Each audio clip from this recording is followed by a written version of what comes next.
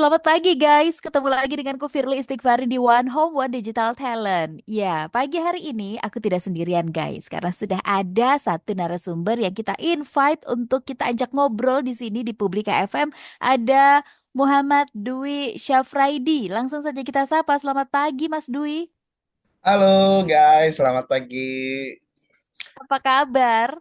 Aduh, so far ini saat baik-baik saja sih Mbak Firly. Wow, sudah siap berarti ya untuk ngobrol-ngobrol bersama dengan Publika FM di pagi hari ini? Sudah siap Mbak ditemani dengan secangkir kopi yang panas ini. Waduh. Waduh, kebayang ini enak banget ngobrol sambil ngopi. Ya mungkin guys di rumah juga sedang mendengarkan sambil ngopi atau sambil sarapan ya. Ini topik kita pagi hari ini keren banget mengenai bagaimana blockchain dapat meningkatkan transparansi dan akuntabilitas dalam kampanye pemasaran digital. Begitu ya Mas Dwi ya. Iya Mbak. Baik, sebelum kita mulai obrolan kita di pagi hari ini, dipersilahkan dulu kepada Mas Dwi untuk memperkenalkan diri kepada kita semua. Silakan. Halo guys, selamat pagi semuanya. Kenalkan nama saya Muhammad Dwi Sapiadi. Saat ini background saya sebagai database administrator di salah satu company di Jakarta. Budak korporat juga saya. Mhm. Kemudian saya saat ini lebih aktif di sebagai node validator dan ya beberapa mengikuti eh, eh, testnet untuk blockchain sih. Sejauh ini untuk apa namanya? Kita juga di sini lebih ke sharing session aja kali ya Mbak Pirli ya, Mhm, ya, boleh. tentang blockchain. Mhm. Oke, baik, Mas Dwi. Tema kita pagi hari ini mengenai bagaimana blockchain dapat meningkatkan transparansi dan akuntabilitas dalam kampanye pemasaran digital. Nah, mungkin ada beberapa yang belum mengerti atau belum paham betul. Sebetulnya blockchain ini apa sih? Boleh dijelaskan terlebih dahulu oleh Mas Dwi nih. Blockchain ini apa, Mas? Iya, kalau kalian tahu yang pasti kalian tahu ya tentang Bitcoin, Ethereum, kemudian Solana itu pasti udah familiar lah ya di para teman-teman sekalian.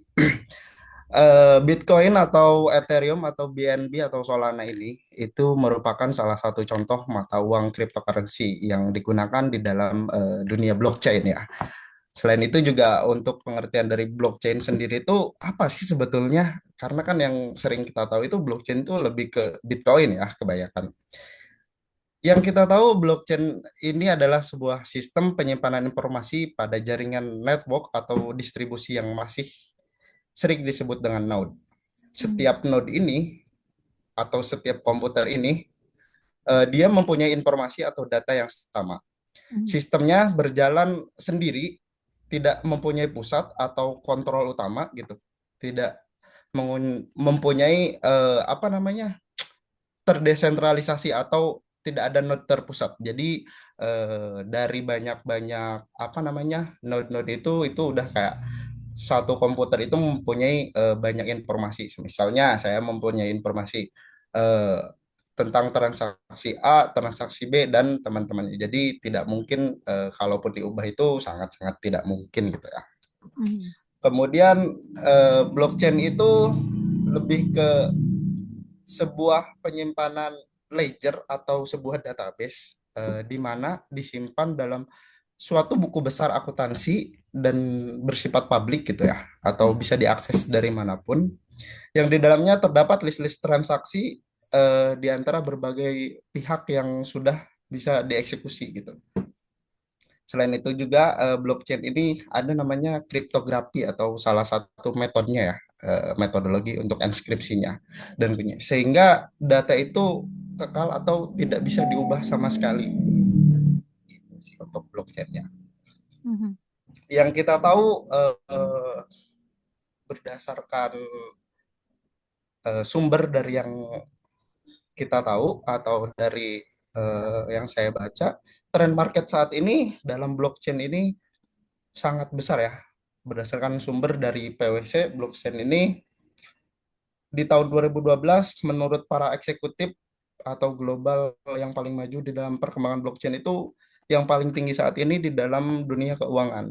Di mana ya yang kita tahu banyak banget eh, setelah Ethereum migration dari 1.0 sebelum pasca perpindahan itu, setelah memulainya era di 2.0 itu mulai banyak banget apa namanya, layanan-layanan keuangan yang menggunakan blockchain. Mhm. Iya, kemudian bagaimana nih Mas Dwi, teknologi blockchain ini bisa memastikan bahwa data pengeluaran iklan dan hasil kampanye ini tercatat dengan akurat dan tidak bisa dimanipulasi? Iya, yang kita tahu kan blockchain itu node-nya terpusat ya gitu, Mhm. menyimpan datanya atau di semua node gitu ya, ya Mbak Perli ya. Di mana penyimpanan data ini di dalam sebuah buku besar atau yang tadi saya bilang itu ledger atau database-nya yang utama gitu ya. Dia itu eh, semua pihak itu pasti tahu, berarti terlibat ya dalam kampanye yang iklan tadi memiliki akses terhadap data yang sama, karena blok tersebut sebelum si jaringan tersebut menambahkan transaksi atau join ke transaction itu, dia perlu namanya disinkronisasi. Nah, disinkronisasi itu fungsinya itu untuk disamakan gitu, biar nanti tidak ada perbedaan antara ya semisalnya Mbak Pirli mungkin dari segi kita mau melihat dari jumlah clicker dari iklan kita semisalnya. Nah, itu kan sebelum dia menampilkan hasil dari clicker tersebut, biasanya dia melakukan sinkronisasi. Kemudian setelah itu maka bisa dilihat sih setelah sinkron datanya itu. Mhm. Iya. Wow, ini menarik sekali ya kalau kita berbicara mengenai blockchain, apalagi pagi-pagi membuka wawasan kita semuanya. Baik, Mas Dwi, dalam hal pelaporan kinerja iklan, ini bagaimanakah blockchain memungkinkan semua pihak, termasuk pengiklan, penerbit, dan juga platform untuk mengakses informasi yang konsisten dan transparan? Tapi nanti jangan dijawab dulu, kita akan sambung di segmen berikutnya ya, Mas Dwi ya. Pohon ditahan dulu sejenak. Ya, guys, dan kemana-mana karena One Home One Digital Talent akan kembali lagi setelah yang satu ini tetap di Publika FM. Jadilah versi terbaik dirimu. Firly Istighfarin kembali lagi dan masih bersama dengan narasumber kita di pagi hari ini guys. One Home One Digital Talent ada Mas Muhammad Dwi Syafraidi. Kita masih membahas mengenai bagaimana blockchain ini bisa meningkatkan transparansi dan juga akuntabilitas dalam kampanye pemasaran digital. Tadi di segmen sebelumnya sudah dijelaskan oleh Mas Dwi mengenai sebetulnya blockchain ini apa sih? Mungkin ada beberapa yang belum tahu ya, sudah dijelaskan secara rinci. Kemudian teknologi ini bisa memastikan data pengeluaran iklan dan hasil kampanye tercatat dengan akurat, tidak ada manipulasi. Jadi semuanya itu fair ya, berjalan dengan sesuai apa yang direncanakan, begitu. Baik, lanjut ke pertanyaan berikutnya. Dalam hal pelaporan kinerja iklan nih, Mas Dwi, sebetulnya bagaimanakah blockchain ini memungkinkan semua pihak, termasuk pengiklan, penerbit, dan juga platform untuk mengakses informasi yang konsisten dan juga transparan? Iya, Mbak Perli atau teman-teman semuanya, jadi di dalam blockchain itu, yang itu tadi sebelumnya yang saya jelaskan, dia itu ada sebuah buku besar atau ledger atau bisa dibilang database-nya gitu ya, Mhm. di mana penyimpanan data buku besar ini seluruhnya terdistribusi dalam jaringan tertentu. Jaringan tertentu ini kita bisa taruhlah kita dalam artikan dia mengikuti jaringan salah satunya contoh Ethereum gitu ya. Mhm. Ini berarti bahwa semua pihak yang ikut dalam kampanye iklan ini atau orang-orang yang tergabung sebagai penerbit, pengiklan, dan platform yang lainnya ini memiliki akses yang sama terhadap data yang sama.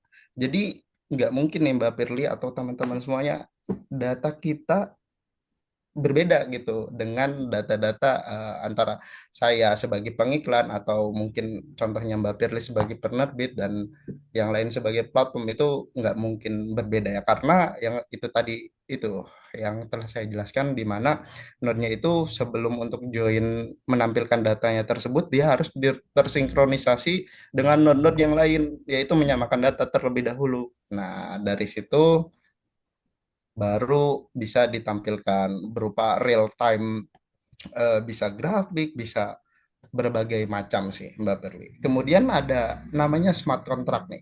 Nah, kalau kalian tahu atau mungkin orang-orang teknologi, smart contract sih ini masih agak sedikit baru ya Mbak Pirli di dalam dunia teknologi blockchain ini. Mungkin di dunia IT ini, di mana blockchain ini eh, banyak sih beberapa tipenya, cuman yang saya ingin jelaskan di sini, saya asumsikan bahwa ini menggunakan smart contract yang menggunakan bahasa Solidity gitu ya. Di mana smart contract ini adalah apa sih smart contract nih? Smart contract ini adalah program yang berjalan di atas blockchain yang dapat dieksekusi sendiri berdasarkan kondisi yang telah ditentukan. Mhm.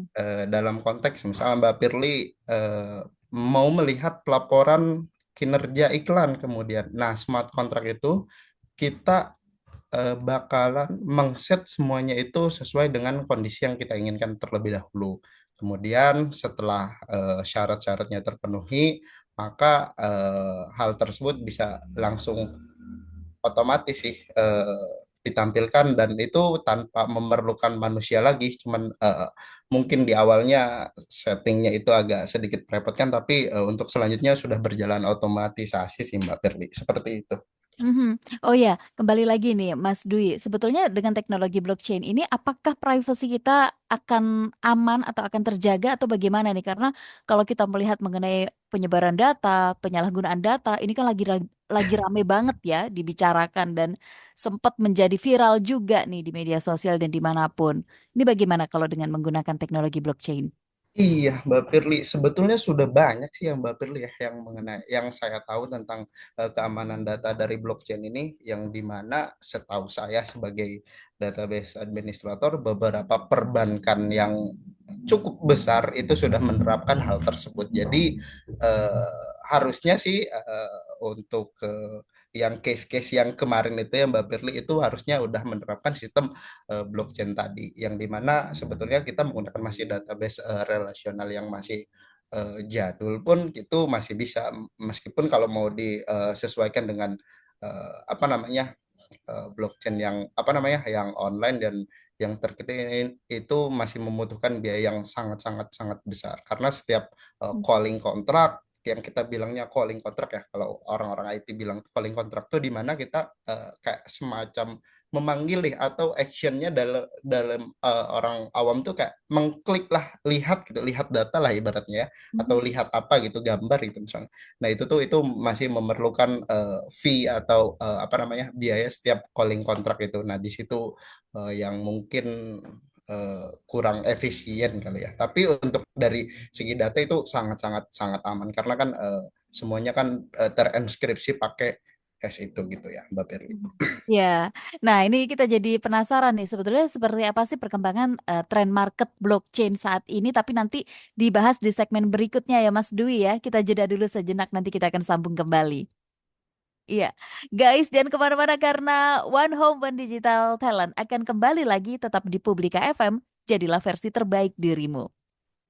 One Home One Digital Talent bersamaku Firly Istighfarin dan juga bersama dengan narasumber kita di pagi hari ini ada Mas Muhammad Dwi Syafraidi. Kita masih membahas mengenai bagaimana blockchain dapat meningkatkan transparansi dan juga akuntabilitas dalam kampanye pemasaran digital. Jadi penasaran nih sebetulnya seperti apa sih tren market blockchain saat ini nih Mas Dwi? Iya, Mbak Firly, teman-teman semuanya. Berdasarkan apa namanya data yang saya punya ya, Hmm. mengenai tren market saat ini atau teknologi blockchain ini udah sampai mana sih sebetulnya? Menurut sumber yang saya ambil dari PwC Global Surveyor, itu pada tahun 2012, 2018, untuk industri yang sangat utama atau lebih ke banyak improvement ya Mbak Firly mengenai blockchain ini, lebih ke di keuangan sih Mbak Firly, Hmm. di mana yang kita tahu kan namanya juga orang transfer uang harus aman gitu ya, anti dari hacking atau spying atau segala macam bentuk gangguan yang dapat membahayakan orang tersebut gitu ya, entah saldo Hmm. hilang atau segala macam. Nah, itu lebih banyak di improvement di dalam keuangan sih, sekitar 46 persenan ya. Sisanya itu ada di industri manufaktur di 12%, kemudian energi di 12%, di healthcare atau di layanan kesehatan itu udah mulai maju juga ya, itu sekitar 11%, dan di pemerintahan juga ada 8% eh, banyak juga mahasiswa-mahasiswa sekarang yang saya tahu itu banyak teman-teman ini udah mulai melek tentang blockchain ini, di mana mereka membuat aplikasi sederhana tentang bagaimana sertifikat, apa namanya, sertifikat semacam kayak sertifikat tanah gitu itu dibuat dalam blockchain yang dimana dia bersifatnya unik dan apa namanya, ya aman juga, anti di copy atau digandakan atau diubah, apalagi itu sangat-sangat tidak mungkin sih. Mhm. Iya, lalu bagaimana blockchain ini bisa memverifikasi keaslian klik dan juga impresi iklan untuk mencegah penipuan iklan dan memastikan bahwa biaya yang dikeluarkan ini sesuai dengan hasil yang kita peroleh nih, Mas Dwi. Iya, yang kita tahu kan for example kita ambil salah satunya dari Facebook Ads ya, yang Mhm. dimana itu apa namanya, kita mengiklankan mengeluarkan biaya. Nah, dan biaya itu untuk mengiklan itu itu tidak sedikit sih menurut saya. Beberapa marketplace atau beberapa toko-toko online official store itu mereka menggelontorkan dana iklan itu sekitar di atas 100 juta ya, kalau saya tidak salah. Saya agak lupa sumbernya dari mana, cuman itu untuk validitasnya nanti kita cari sama-sama. Itu sekitar 100 juta untuk iklan. Nah, itu kan 100 juta itu kemungkinan kan itu bisa over budget atau tidak terlalu over budget, ya itu tergantung dari kebutuhan ya dari setiap orang juga.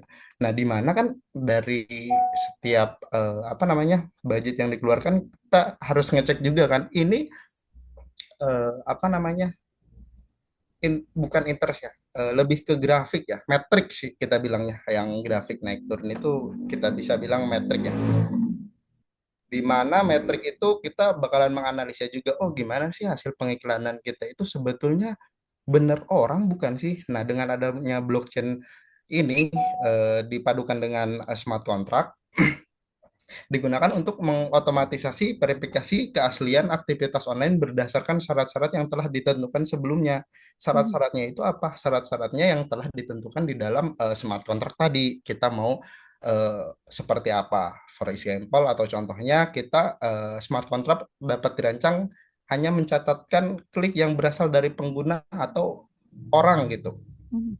yang memenuhi kriteria tertentu seperti pengguna yang bukan bot. Hal tersebut mencegah penipuan iklan seperti klik palsu atau impresi yang tidak valid. Itu kan kayak sangat merugikan ya Mbak Firly, itu apalagi orang-orang yang telah menggelontorkan uang untuk sebuah marketplace-nya yang besar gitu.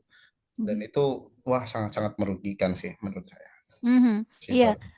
Selanjutnya, apa peran smart contract dalam blockchain dalam mengoptimasikan dan juga memverifikasi pemenuhan syarat-syarat kampanye iklan secara real time? Tapi nanti kita akan bahas lagi di segmen berikutnya ya, Mas Dwi, di segmen 4. Kita istirahat dulu sejenak. Dan guys, jangan kemana-mana karena One Home One Digital akan kembali lagi tetap di Publika FM. Jadilah versi terbaik dirimu.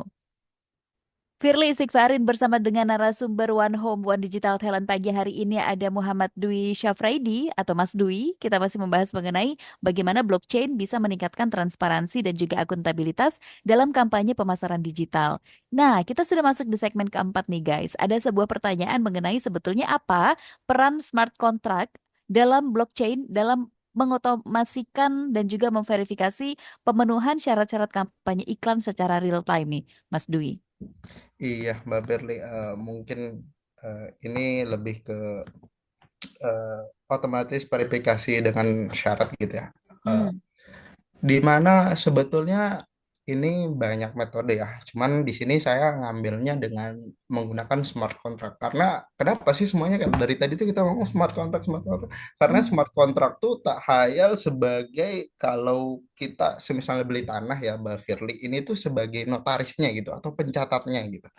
Nah, di situ tuh smart contract tuh berfungsi sebagai pencatatan semua transaksi yang berjalan itu, baik nanti bisa dibuatkan sebuah di set bagaimana dia memanggil beberapa user yang hanya bisa semisalnya orang-orang yang mengklik yang bukan bot tadi yang telah saya kasih tahu tadi. Kemudian ada sebuah website sampling gitu ya, yang saya tahu gitu, smart contract di sini ini yaitu kode komputer yang berjalan di atas blockchain secara otomatis ketika syarat-syarat terpenuhi tadi. Hmm. Kemudian salah satu contoh website yang menerapkan blockchain termasuk smart contract untuk mengotomatisasi dan verifikasi pemenuhan syarat secara real time ini, atau kita bilangnya ya real time ya, online. Kemudian ini tuh sebagai kita contoh itu ada namanya Gaux. Gaux itu untuk orang-orang para huntering airdrop, itu udah bukan sebuah website yang sangat harusnya sangat-sangat familiar, karena di situ dia sistemnya platform yang berbasis menyediakan platform yang berbasis blockchain yang menyediakan layanan untuk mengelola, memverifikasi kegiatan dengan kampanye pemasaran komunitas melalui penggunaan teknologi NFT atau non-fungible token dengan berbasis blockchain, di mana kita di dalam Gals itu kita perlu ya kayak biasa ya, kita registering dulu, kemudian sebagai ibaratnya saya sebagai user gitu ya, kayak kita register dulu, kemudian kita tambahkan account kita berupa address. Nah, ini address ini kayak itu banyak sih, tergantung jaringan. Semisal kita gunakan jaringan Ethereum, maka kita harus diregis dulu address Ethereum kita. Nah, di mana sebagai publisher atau biasanya orang-orang airdrop atau para pencari cuan dari apa namanya, dari kripto ini, mereka itu mengerjakan task atau tugas-tugas tertentu dari developer yang semisalnya itu contohnya itu saya ambil, kita harus melakukan transaksi semisal 250 kali di dalam jaringannya mereka untuk testing bagaimana sih nantinya jaringan mereka itu, apakah ada perlu di-improvement atau enggak. Nah, di situ ketika syarat itu terpenuhi, salah satu account itu misalnya punya saya gitu ya, eh, memenuhi syarat atau eligible. Nah, biasanya beberapa developer itu memberikan hadiah berupa token-token testnet atau mata uang mereka yang bisa di swap atau ditukarkan dengan mata uang yang kita ya di exchange exchange tertentu, atau di beberapa exchange yang besar juga, ada yang listing disebutnya listing gitu, gitu sih Mbak Hmm. Firly. Wow, semakin menarik obrolan kita di pagi hari ini. Dan apa saja sebetulnya tantangan utama dalam mengadopsi blockchain untuk digital marketing? Tapi nanti akan dijawab di segmen berikutnya ya Mas Dwi ya. Kita jeda dulu sejenak. Dan guys, jangan kemana-mana. One Hope Digital Talent akan kembali lagi tetap di Publika FM. Jadilah versi terbaik dirimu. One Home One Digital Talent bersamaku Firly Sigfarin dan juga narasumber kita pagi hari ini ada Mas Muhammad Dwi Syafraidi atau Mas Dwi ya. Dan kita masih berbicara mengenai bagaimana blockchain dapat meningkatkan transparansi dan juga akuntabilitas dalam kampanye pemasaran digital. Tadi di segmen sebelumnya sudah dibahas secara terperinci mengenai gimana sih teknologi blockchain ini bisa memastikan kalau data dan pengeluaran iklan ini bisa tercatat dengan akurat, kemudian bagaimana pelaporan kinerja iklan, dan bagaimana blockchain bisa memverifikasi keaslian. Lalu smart contract ini perannya seperti apa? Dan kita sudah masuk ke dalam segmen terakhir yang menjadi pertanyaan adalah apa saja nih tantangan utama dalam mengadopsi blockchain untuk digital marketing nih Mas Dwi? Iya Mbak Firly, tantangan apa saja sih sebetulnya ya yang kita ingin tahu gitu dari kalau kita mengadopsi blockchain ini di dalam dunia marketing. Sebetulnya banyak banget sih kalau dibilang tantangan ya, karena kan mengingat yang kita tahu blockchain ini merupakan salah satu apa ya, teknologi yang sangat-sangat masih baru gitu, di mana beberapa apa namanya, kita masih perlu improvement dari segi ya mungkin teknologinya juga, kemudian dari perangkatnya juga, bisa jadi dari orangnya atau people-nya yang kita juga, yang selain saya sebagai apa ya, jatuhnya developer kali ya, developer gitu, itu lebih ke perlu belajar lagi tentang blockchain-nya tersebut. Kemudian dari segi orangnya atau usernya nanti penggunanya ini memang harus sudah paham juga sih sebetulnya blockchain itu bagaimana bekerja, karena salah-salah sedikit langkah itu emang sudah banyak beberapa juga ya, seiring dengan perkembangan zaman ya, ya pasti banyak juga orang-orang yang nakal gitu, yang membuat website-website palsu yang bisa saja bukannya mengamankan malah merugikan kita sendiri gitu kan. Kemudian salah satunya kompleksitas teknologi yang tinggi di mana teknologi blockchain dan smart contract ini masih memerlukan pemahaman dan keterampilan teknis yang sangat-sangat mendalam. Banyak perusahaan digital yang masih eh, belum memiliki pengetahuan dan sumber daya yang cukup ya untuk mengimplementasikan dan mengelola solusi blockchain ini secara efektif. Kompleksitas tersebut diintegrasikan apalagi banyak menjadi hambatan ya kalau misalnya nanti diintegrasikan. Selain itu juga yang kita tahu yang sering saya tadi bilang kal kontrak nah itu kayak semacam manggil ya. Nah, di situ tuh itu masih membutuhkan biaya yang cukup besar ya di mana setiap action atau setiap misalnya kita mengklik atau lebih ke mengklik daftar regis nah itu selalu menggunakan apa namanya fee yang dimana fee-nya ini kalau menggunakan base-nya jaringan Ethereum itu memang ya saya akui tidak murah sih. Dan meskipun infonya Ethereum sudah berpindah dari 1.0 menjadi 2.0 itu masih terasa cukup besar ya kalau diimplementasikan di dalam dunia digital marketing mungkin masih perlu diimprove juga dari segi skalabilitasnya juga di mana banyak yang sering mengalami eh, waktu dan sumber daya yang signifikan untuk membatasi transaksi juga ya kalau kita menggunakan jaringan Ethereum. Gitu sih Mbak Fir. Mhm. Iya, menarik sekali dan ini tentunya pengetahuan baru nih untuk yang baru mengetahui atau yang baru melek nih mengenai teknologi blockchain. Ternyata tantangan utamanya adalah skalabilitas, ada juga kompleksitas teknologi dan juga biaya implementasi ya, Mas Dwi ya. Iya, betul-betul Mbak Firly. Iya, tapi kalau nanti kita bisa menghadapi itu semuanya akan berjalan dengan lancar tentunya dengan menggunakan teknologi ini. Baik, terima kasih banyak Mas Dwi untuk waktunya di pagi hari ini sudah berkenan bergabung bersama dengan Publika FM untuk sharing knowledge bersama dengan kita semuanya.